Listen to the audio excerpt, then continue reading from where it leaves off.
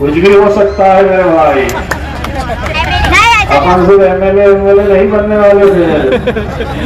अल्लाह ने चाहा बोलेंगे तो बात होगी,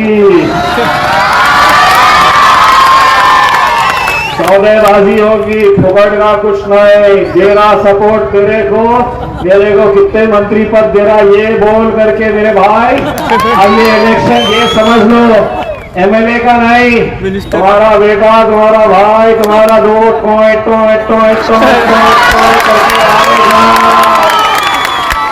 जो मुझे हराने में लगे हैं उनके घर के सामने से जाएगा मेरे भाई। आप तमाम लोग जानते हैं कि महाराष्ट्र में 20 नवंबर को विधानसभा का चुनाव होना है। इसी कड़ी में ऑल इंडिया मजलिस-ए-इत्तेहादुल मुस्लिमीन ने भी अपने कई प्रत्याशियों का ऐलान वहां किया था।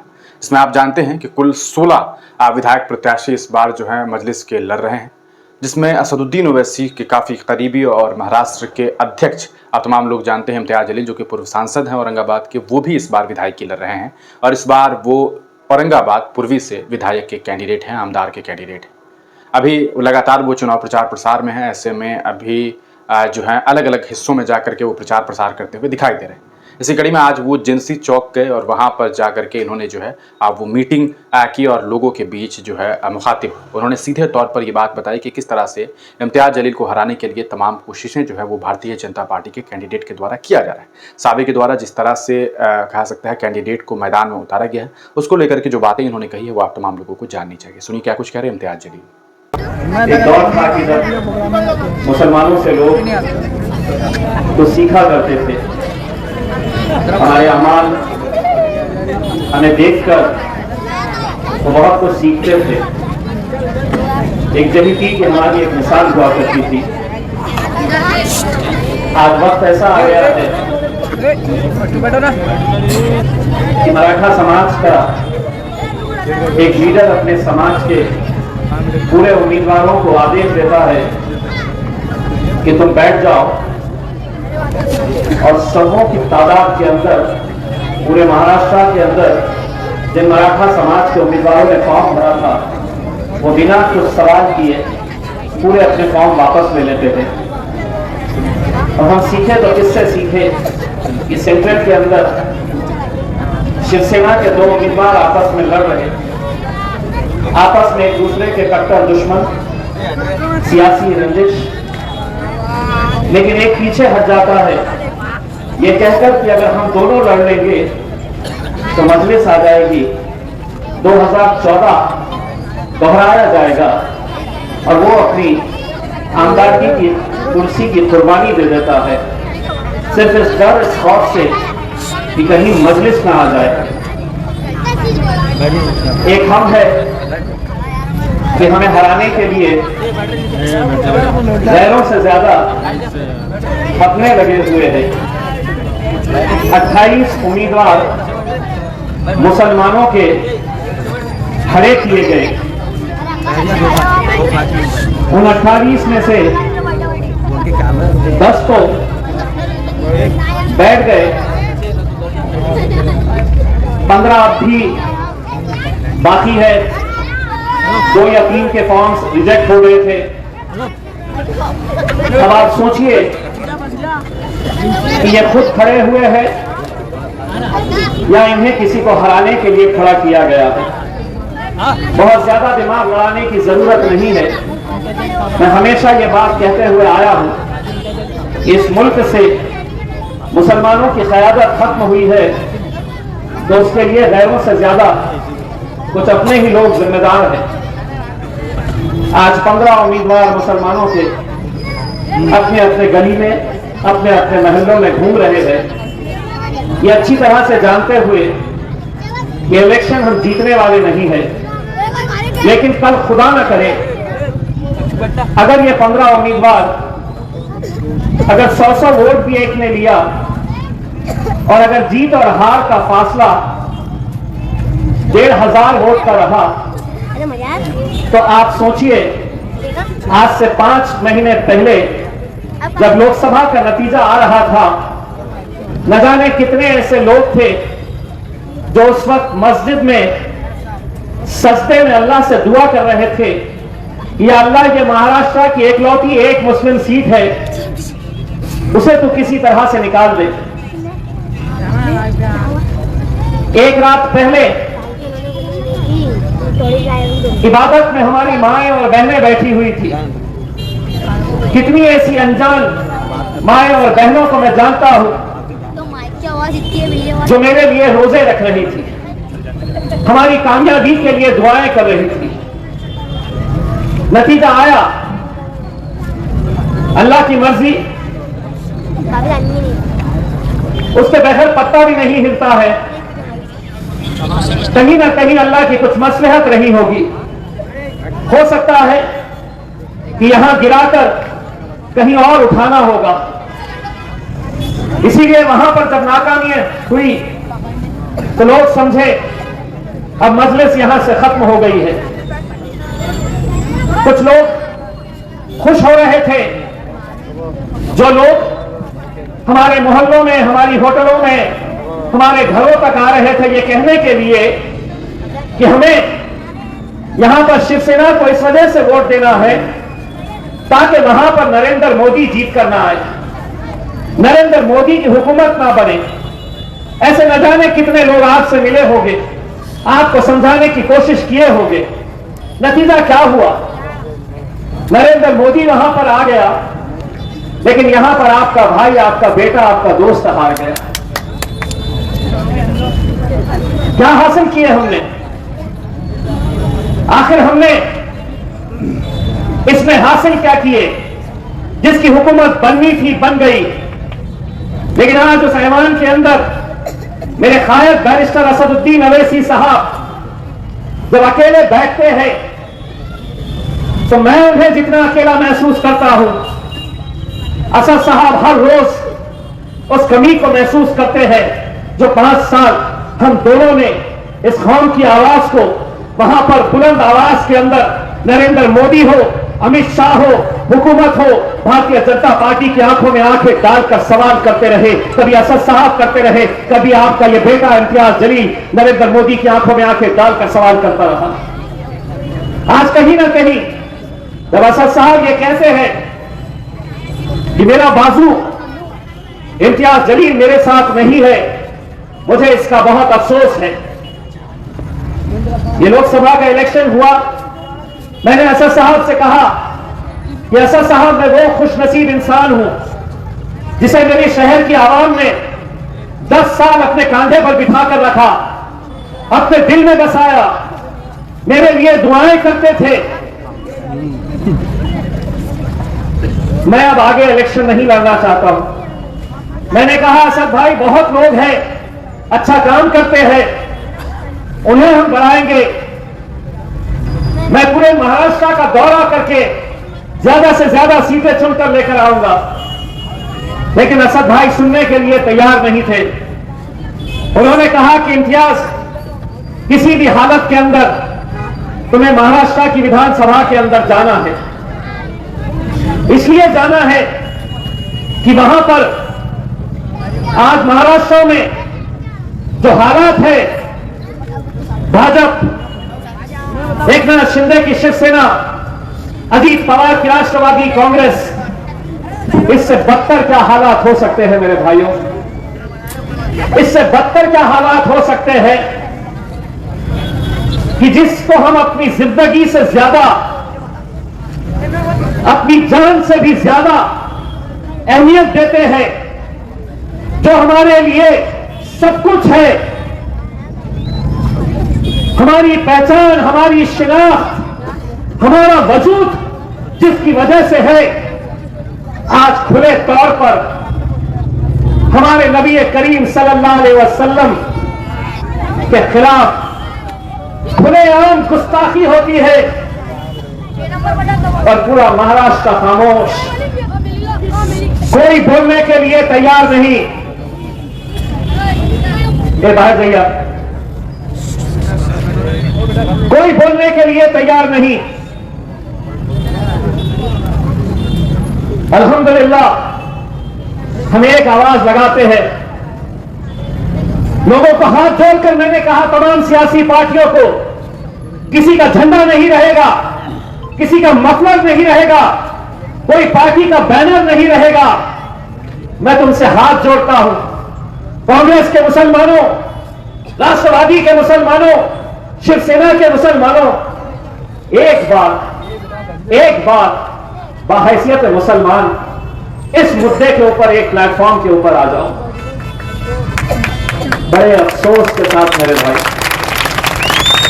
बड़े अफसोस के साथ जब अजीम और शान रैली मुंबई की तरफ निकली तो इस शहर के हमारे कुछ लोग इस इंतजार में थे कि रैली को कहां पर रोका जा रहा है ताकि इम्तियाज जलील को नीचा दिखाया जा सके,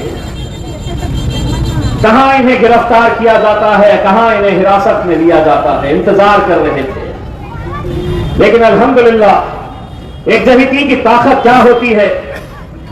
उस दिन पूरे महाराष्ट्र के मुसलमानों ने दिखा दिया था और एक पैगाम दिए थे हमने, और वो पैगाम ये था कि ये कौम कोई मुर्दार कौम नहीं है, हम भी जिंदा कौम है, हम भी जिंदा है, हम भी मैदान में उतर सकते हैं।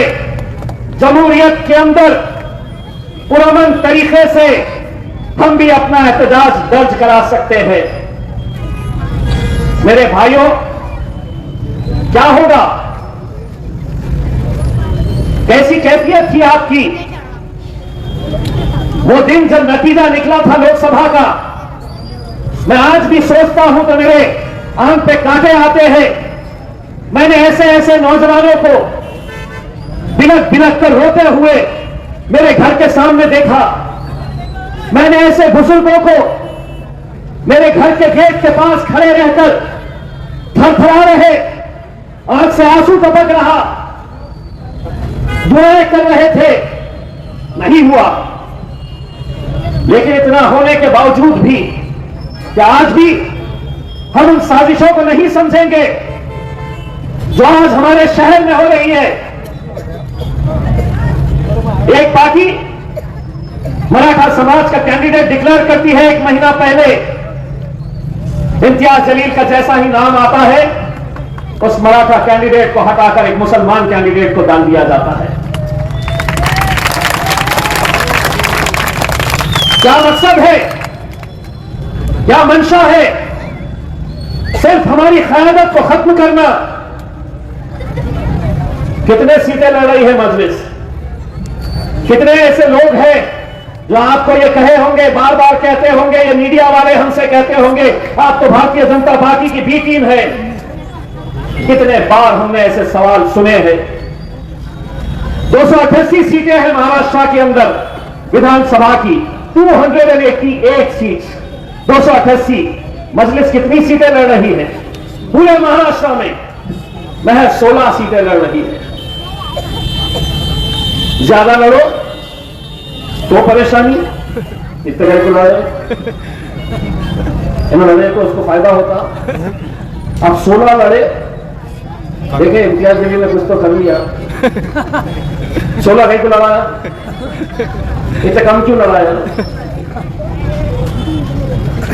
ये सवाल भी आज उठाया जा रहा है।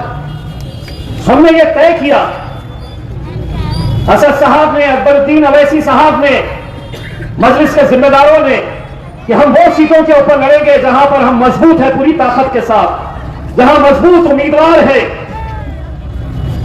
यहां तो यही कहा गया था कि अतुल सावे को जिताने के लिए इम्तियाज जलील सबसे कमजोर कैंडिडेट डालने वाला है। मैं हूं वो कमजोर कैंडिडेट। समझे थे ना? सबसे कमजोर कैंडिडेट, बोले सेटिंग हो गई उसकी, वो कमजोर कैंडिडेट डालने वाला है। मैं आ गया। अब मैं कितना कमजोर हूं, आप मुझे कितनी ताकत देते हैं, ये अल्हम्दुलिल्लाह 20 तारीख के दिन पता चलेगा। लेकिन मेरे भाइयों, आज जो हालात है उसको समझने की जरूरत है। कौन है जो पैसा देकर इन उम्मीदवारों को खड़ा किया है? उस शख्स का नाम है अतुल सावे, पार्टी का नाम है भारतीय जनता पार्टी। उसे समझ में आया कि मुसलमानों के अंदर कौन सी बड़ी बात है। कोई 50,000 लेगा, कोई 1 लाख लेगा, कोई 2 लाख लेगा, 20-25 तो हम ऐसे ही खड़े कर देंगे। खड़े कर दिए। अब हमारी ये जिम्मेदारी है, हम ये इलेक्शन कैसा लड़ना चाहते हैं। दोस्तों, हरसूल में मजलिस का एक चाहने वाला, उसका छोटा सा एक बच्चा लोकसभा के इलेक्शन का एक रात पहले छोटी सी पैकेट में हरा रंग लगाया, पैकेट में हरा रंग, छोटा सा मजलिस का झंडा रात में सोते वक्त तकिए के नीचे रखकर सोया और मां से कहा कि सुबह मुझे ये रंग खेलना है क्योंकि इम्तियाज जलील जीतने वाले हैं। सोचिए उस बच्चे की कैफियत क्या थी जब उसको ये पता चला कि हम हार गए थे। आज कैसे कैसे इल्जाम लगाए जा रहे हैं, कैसी कैसी बातें की जा रही है। हम नहीं कहेंगे, किसी का कोई जवाब नहीं देंगे। आपको जो कहना है आप कह लीजिए। इंशाअल्लाह मेरे शहर की आवाम 20 तारीख के दिन जवाब देगी और 23 तारीख के दिन जश्न मनाएगी।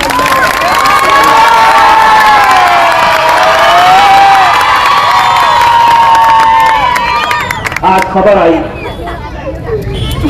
कुछ मुसलमान इलाकों के अंदर कुछ मुसलमान जो उस एरिया के दलाली का काम करते हैं, गरीब बस्तियों में जाकर लोगों के वोटर आईडी कार्ड और आधार कार्ड जमा कर रहे हैं। यह आप गौर से सुनिए, हो सकता है कि आपकी गली, आपके मोहल्ले, आपके बस्तियां, आपके घर तक भी ये लोग आएंगे। आपसे कहा जाएगा कि आपका वोटर कार्ड दो, आपका आधार कार्ड हमारे पास जमा करा दो, उसके बदले में ये 300 रुपये लो या 500 रुपये लो। हराम की बहुत दौलत है, हो सकता है उसके बदले 1000 रुपये भी आपको दे दें। लोकसभा के अंदर ये सारे खेल खेले गए थे।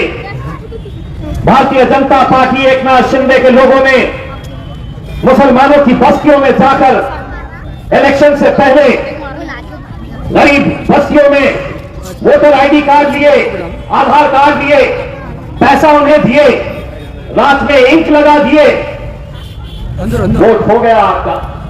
दूसरे दिन आप वोट डालने नहीं जा सकते, इंक लग गई है हाथ पे, पैसा आपको मिल गया है। मेरे नौजवानों, ये तुम्हारी जिम्मेदारी है, तुम्हें चौकन्ना रहना है। ये कत्ल की रात से पहले की जो रातें होगी, ये सारे हथकंडे अपनाए जाएंगे, ये सारी साजिशें खेली जाएगी, सारे खेल खेले जाएंगे। इनका वोट कैसा खरीदा जा सकता है, इनके वोटिंग का परसेंटेज कैसा कम किया जा सकता है, आप लोगों की जिम्मेदारी है। 5 साल में एक ही बार वक्त आता है जहां पर हम अपनी जिम्मेदारी अगर बखूबी अगर हम निभाते हैं तो हम अपनी आवाज ऐवानों तक पहुंचाने का काम कर सकते हैं। दोस्तों, बदले में हमें क्या मिलता है तो गाजापुर मिलता है, कोल्हापुर के पास, जहां मुसलमानों के घरों में घुस घुस कर मारा गया, उनकी जायदादें लूटी गई। एक घर में बच्ची की शादी थी, उसका जेवर लेकर चले गए। अभी की बात कर रहा हूं, विधान परिषद का जब 12 सीटें भरने का वक्त आया, एक भी लायक मुसलमान नजर नहीं आया कि जिसको विधान परिषद के अंदर हम भेज सकते थे। आज महाराष्ट्र की विधान परिषद के अंदर कितने मुस्लिम नुमाइंदे हैं आपके जानते हैं आप? कितने हैं? 0, 0, एक भी नहीं है लाया जिसको वहां पर बिठा सके। लोकसभा के वक्त एक को टिकट नहीं दिया गया, एक को पूरे महाराष्ट्र से। आज आपकी नुमाइंदगी लोकसभा के अंदर खत्म हो चुकी है। उसके बावजूद भी वो लोग यहां पर आएंगे, फिर से आपसे सवाल करेंगे, आपको बताएंगे, आपको वादे करेंगे, वोट मांगेंगे। महफिलें सजाएंगे ऐसी ही। मेरे भाई 20 तारीख के लिए अब महज चंद दिन बचे हुए हैं। 18 तारीख तक प्रचार होना है। 18 तारीख के बाद हम ऐसे जल से सजा नहीं सकेंगे। 20 तारीख के दिन इलेक्शन का दिन है। नरेंद्र मोदी को हिंदुस्तान की हुकूमत में प्रधानमंत्री या वजीर आजम बनाना अगर है तो ऑस्ट्रेलिया से, लंदन से, अमेरिका से गुजराती लोग सिर्फ वोट डालने के लिए आते हैं। दुनिया भर से कि नहीं हमें नरेंद्र मोदी को वजीर आजम बनाना है तो हम वोट डालने के लिए जा रहे हैं। हम अपने घरों में रहते हैं और हम बाहर निकल कर आने को तैयार नहीं। इसी का वजह है कि जब लोकसभा के आंकड़े हमने निकाल कर देखे तो हमारी जो बस्तियां हैं, वोटिंग कितनी हुई? 52%। वोटिंग कितनी हुई? 54%, 55%, 58%। बाकी 40% कहां है? घर में सो रहे हैं, आराम कर रहे हैं, महसमान जा रहे हैं, बेगम को ले जाकर टहलने के लिए बाहर निकले हुए हैं। आधा घंटा 1 घंटा लगता है मेरे भाई। मुझे आज भी अच्छी तरह से वो मंजर याद है। 2014 के अंदर जब पहली मर्तबा मैं और मेरा भाई वारिस पठान महाराष्ट्र की विधानसभा के अंदर गए थे तो वहां पर मीडिया का हुजूम था, जमावड़ा था। जो छगन भुजबल का इंटरव्यू लेते हुए खड़ा हुआ था, पूरे मीडिया वाले लोग जो है वो छगन भुजबल का इंटरव्यू लेते खड़े हुए थे। किसी एक मीडिया वाले की नजर पड़ी कि ये मेहमान वाले 2 आ गए, उसको वैसे ही छोड़ दिया और पूरे के पूरे भाग के चले आए। और वो 5 साल हमने कैसे महाराष्ट्र की विधानसभा के अंदर सरकार की नाक में दम करके रखे थे। फर्क ये नहीं पड़ता है कि कितने चुन के आते हैं। 2 थे, अल्हम्दुलिल्लाह काफी थे, लेकिन इस बार 16 में से अच्छे खासे हमारे एमएलए इंशाल्लाह चुनकर आएंगे। और मैंने तो साफ कह दिया हो कि जिस महाविकास आघाड़ी, कांग्रेस, राष्ट्रवादी, शिवसेना को मैं कह रहा था कि मैं मजलिस तुम्हारे साथ आने के लिए तैयार है क्योंकि हमें भाजपा नहीं चाहिए, उन्होंने कहा कि नहीं मजलिस हमें नहीं चाहिए। इंशाअल्लाह वक्त बदलते देर नहीं लगती, तकदीर बदलते देर नहीं लगती। 23 तारीख के दिन जब नतीजे आएंगे तो इंशाअल्लाह हो सकता है कि उद्धव ठाकरे, शरद पवार, नाना पटोले, मेरे कायद बैरिस्टर असदुद्दीन अवैसी दारुस्सलाम की चौखट के ऊपर खड़े रहेंगे कि तुम्हारे आमदार